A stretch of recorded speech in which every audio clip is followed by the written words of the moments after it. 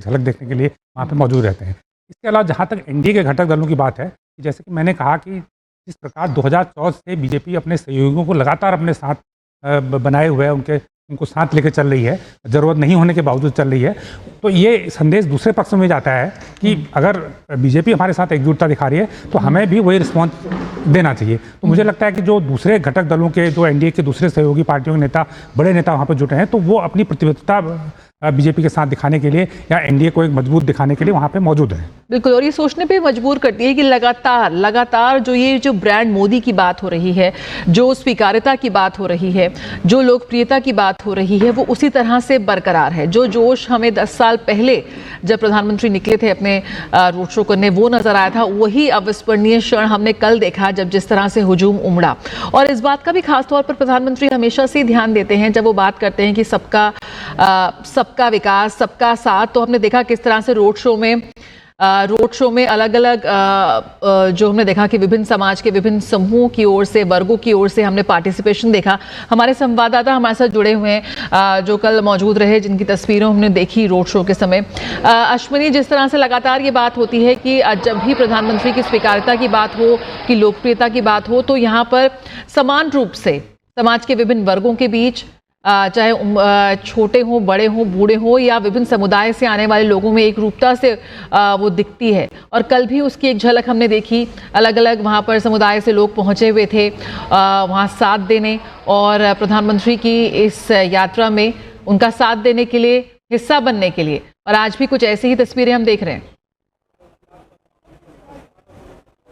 अश्विनी, आपको मेरी आवाज आ रही है? निश्चित तौर से अगर देखें तो प्रधानमंत्री नरेंद्र मोदी का कल का जो रोड शो था उस तरीके से था कि पूरा का पूरा पूर्वांचल और पूरा का पूरा ये क्षेत्र जो है उभर पड़ा था। काशी के लोग सराखों पर बैठाए थे।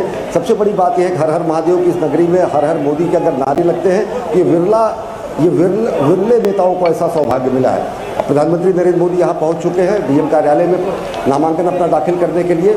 एनडीए के सभी घटक दलों के जितने प्रमुख नेता हैं वो यहाँ पर मौजूद हैं। मुख्यमंत्री योगी आदित्यनाथ मौजूद हैं, रक्षा मंत्री राजनाथ सिंह मौजूद हैं, केंद्रीय गृह मंत्री अमित शाह मौजूद हैं और साथ ही साथ एनडीए के सभी राजनीतिक दलों के लगभग मुखिया, उत्तर प्रदेश के सभी जो गठबंधन में शामिल हैं वो नेता भी यहाँ पर मौजूद हैं। तो जो एकजुटता का प्रदर्शन यहाँ पर काशी से आज हो रहा है वो पूरे देश को ये बताता है कि किस तरीके से गठबंधन धर्म को निभाते हुए एक बड़ा जबरदस्त जनाधार उत्तर प्रदेश में 2019 के चुनाव में रहा। गठबंधन धर्म को निभाते हुए अभी भी सभी घटक दलों को अपने साथ लेकर प्रधानमंत्री नरेंद्र मोदी यहाँ पर नामांकन दाखिल करने पहुँचे हैं। और काशी की जो भव्यता है, काशी की जो आध्यात्मिकता, उसको सजोकर किस तरीके से अंतर्राष्ट्रीय स्तर पर काशी को स्थापित किया और किस तरीके से भारत को एक विकास यात्रा देते हुए 5वीं दुनिया की सबसे बड़ी अर्थव्यवस्था बनाया। तो ये निश्चित तौर से पूरे राजनीतिक दलों को और पूरी दुनिया को भी संदेश देता है कि किस तरीके से एक समग्रतावादी सोच को लेकर, एक समावेशी सोच को लेकर समावेशी राजनीति की शुरुआत यहाँ काशी से हुई। और आज प्रधानमंत्री नरेंद्र मोदी यहीं पर मौजूद हैं, नामांकन दाखिल कर रहे हैं मुख्य निर्वाचन अधिकारी कार्यालय में, डीएम कार्यालय, जिलाधिकारी कार्यालय में वाराणसी में। और पूरा का पूरा एनडीए जो घटक दल है, पूरा का पूरा एनडीए का जो गठबंधन है वो यहाँ पर मौजूद है। तो जो आप बात कर रही है कि सभी लोगों की समावेशिता की बात, एक चीज़ मैं जरूर कहूँगा, 2014 के बाद उत्तर प्रदेश और बिहार की राजनीति कहीं ना कहीं जातीय आधार पर राजनीति यहाँ पर होती थी, जातीय समीकरणों के आधार पर राजनीति होती थी। लेकिन प्रधानमंत्री नरेंद्र मोदी ने केवल सबका साथ सबका विकास नारा ही नहीं दिया, जो जातीय समीकरण थे उनको भी ध्वस्त उन्होंने किया। आज एक विकासवादी राजनीति की शुरुआत उत्तर प्रदेश में हुई है, पूरे देश में हुई है। ये काशी और पूरा का पूरा पूर्वांचल कहीं ना कहीं इस बात का साक्षी है कि किस तरीके से बेहद पिछड़ा माने जाने वाला ये क्षेत्र आज जो है विकास के फलक पर, विकास के मानचित्र पर एक विशिष्ट स्थान रखता है। काशी के विकास के साथ साथ समूचे पूर्वांचल का विकास हुआ है। केवल काशी से ही पर्चा दाखिल करना या यहाँ पर रोड शो करना केवल यहीं पर प्रभाव नहीं डालता है, ये समूचे पूर्वांचल पूरे देश में एक मोमेंटम बनाता है। और सबसे बड़ी बात एक और मैं कहूँगा कि एक प्रयोग यहाँ पर शुरू किया गया था, वो सांस्कृतिक प्रयोग था, लेकिन उसके राजनीतिक अर्थ भी और निकलेंगे कहीं ना कहीं।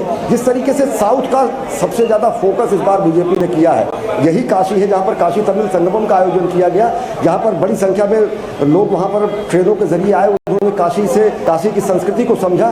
तो एक समावेशी सामाजिक शास्त्र भी यहाँ से कहीं ना कहीं निकला है। राजनीति तो इतर है, जो विभाजनकारी बातें होती थी, अलग अलग संस्कृतियों की बातें होती थी, उत्तर और दक्षिण की बात होती थी, आर्य और द्रविड़ की बात होती है, वो भी समीकरण कहीं ना कहीं ध्वस्त हुए हैं और एक नए भारत का विजय हुआ है। और वो सबसे बड़ी बात यह है कि काशी को गौरव प्राप्त है यहाँ से प्रधानमंत्री नरेंद्र मोदी के प्रतिनिधि होने का, और प्रधानमंत्री नरेंद्र मोदी को गौरव प्राप्त है कि हर हर महादेव की नगरी में हर हर मोदी के जयकारे भी लगते हैं। और अश्विनी, एक बात और भी हमने देखी कि काशी को प्रधानमंत्री मोदी ने ग्लोबल बनाया है इस लिहाज से कि बहुत सारे वैश्विक नेता को वो देश की सांस्कृतिक राजधानी कहें वहाँ पर लेकर के गए। G20 के कई सारे सम्मेलन हमने देखा काशी में हुए, अंतर्राष्ट्रीय हवाई अड्डा तो हम देख ही रहे हैं। काशी तमिल संगमम के जरिए तमिलनाडु और काशी को और ज़्यादा करीब लाने की कोशिश की। तो एक तरह से एक नई प्रयोगशाला के तौर पर काशी को प्रधानमंत्री ने प्रयोग किया, विकास के साथ साथ न केवल सांस्कृतिक जो दूरियां हैं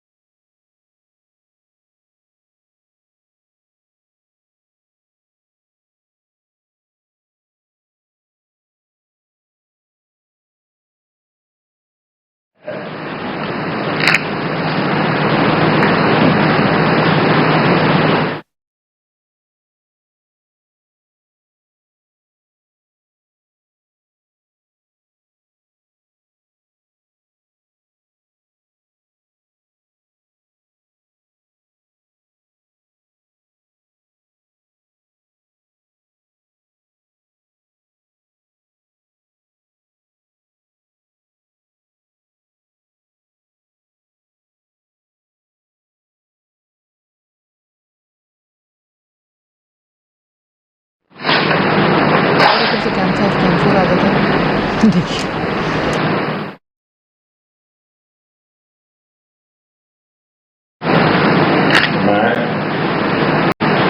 मंत्री के नामांकन की लोकसभा में स्थान करने के लिए कलेक्ट्रेट वाराणसी से तस्वीरें। और तीसरी बार नामांकन दाखिल करते हुए प्रधानमंत्री नरेंद्र मोदी वाराणसी के आज कलेक्ट्रेट पहुंचे हैं और आज वो नामांकन अधिकारी के समक्ष अपना नामांकन दाखिल करते हुए उनके साथ उनके प्रस्तावक के तौर पर गणेश्वर शास्त्री द्रविड़ और बैजनाथ पटेल।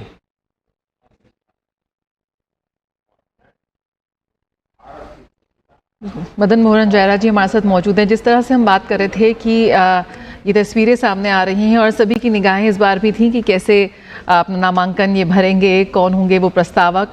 और प्रस्तावक के तौर पर हम इस बार देख रहे हैं कि यहाँ पर जो काफ़ी अहम होते हैं, यहाँ पर पंडित ज्ञानेश्वर शास्त्री जी मौजूद हैं, साथ ही बैजनाथ पटेल जी को भी हम देख रहे हैं, संघ के पुराने और समर्पित कार्यकर्ता वो रहे हैं। तो किस तरह से आप देखते हैं कि ये भी एक यहाँ पे जो संदेश देते नजर आते हैं प्रधानमंत्री अपनी हर एक गतिविधि के साथ? नहीं, मैंने हमेशा ये नोट किया कि जब भी कोई बड़ा आयोजन वो करते हैं तो जो निचले तबके का कार्यकर्ता है, चाहे वो निचले तबके का व्यक्ति है, उसको हमेशा सम्मान देते हैं। जो सबका साथ सबका विकास की बात करते हैं वो भी इस बात पे लागू होती है। जैसे हमने देखा कि पार्लियामेंट की जब नई बिल्डिंग बनी थी तो मजदूर थे वहाँ पे, उनको वहाँ पे बुलाया गया था जो उसका उद्घाटन हुआ था।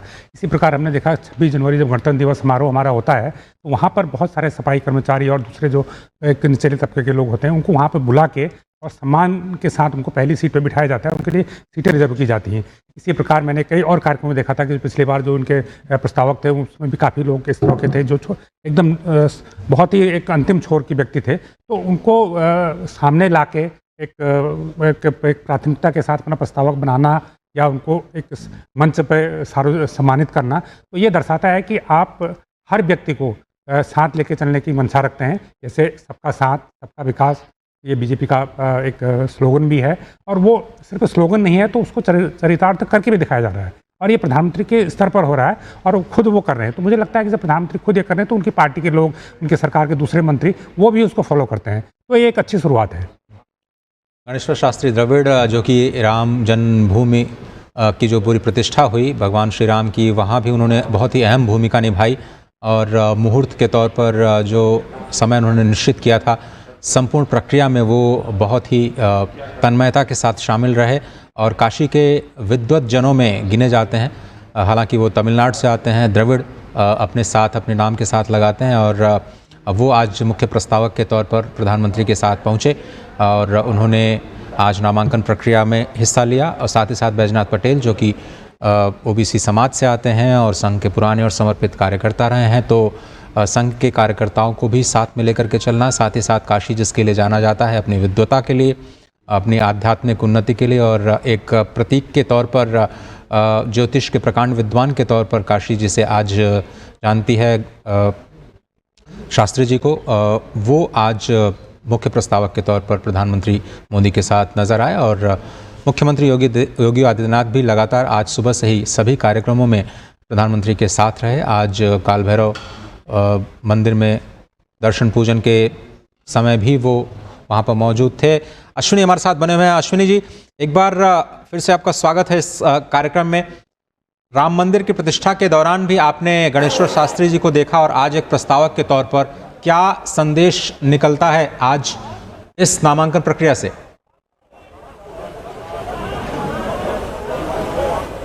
निश्चित तौर से अजय अगर देखें तो पंडित गणेश्वर शास्त्री द्राविड़ सबसे समादृत और सबसे ज़्यादा बड़े ज्योतिषी और प्रकांड विद्वान माने जाते हैं। समूचे काशी में और समूचे विद्वत परिषद में और समूचे संस्कृत के विद्वानों में इनका विशेष स्थान है। अगर बात राजनीतिक संकेत की करें तो द्राविड़ घनपाठी, वेद घनपाठी ब्राह्मण परिवार से आते हैं। दक्षिण के जो ब्राह्मण परंपरा है उसमें सर्वोच्च ब्राह्मण परंपरा से ही आते हैं।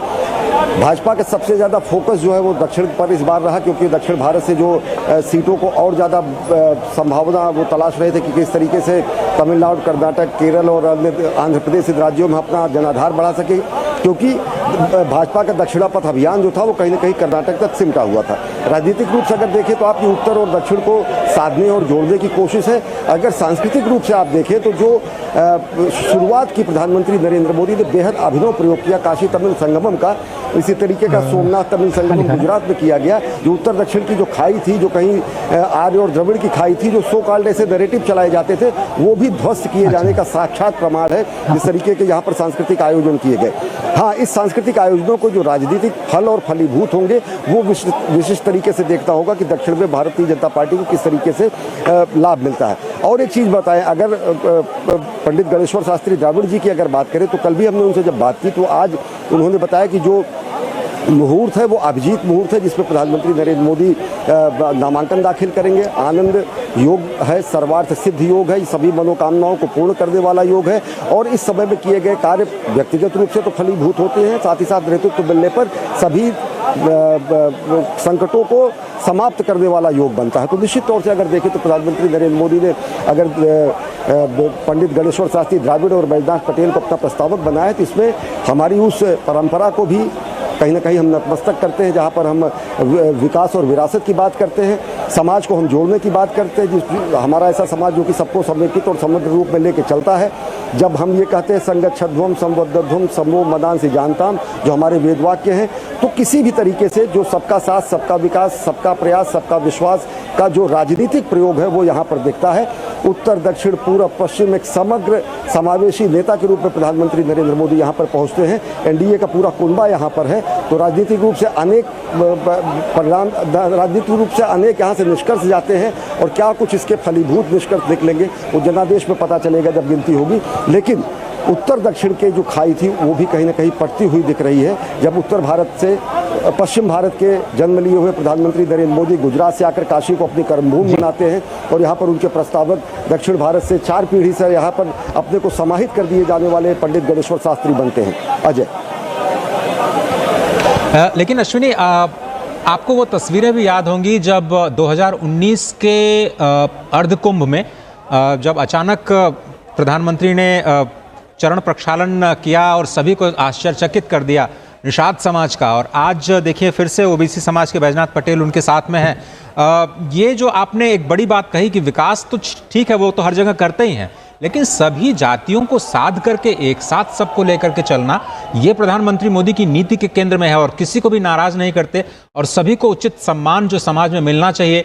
वो दृश्य भी आपको याद होंगे जब काशी कॉरिडोर के निर्माण के बाद श्रमजीवियों पर उन्होंने पुष्प वर्षा की थी। तो ये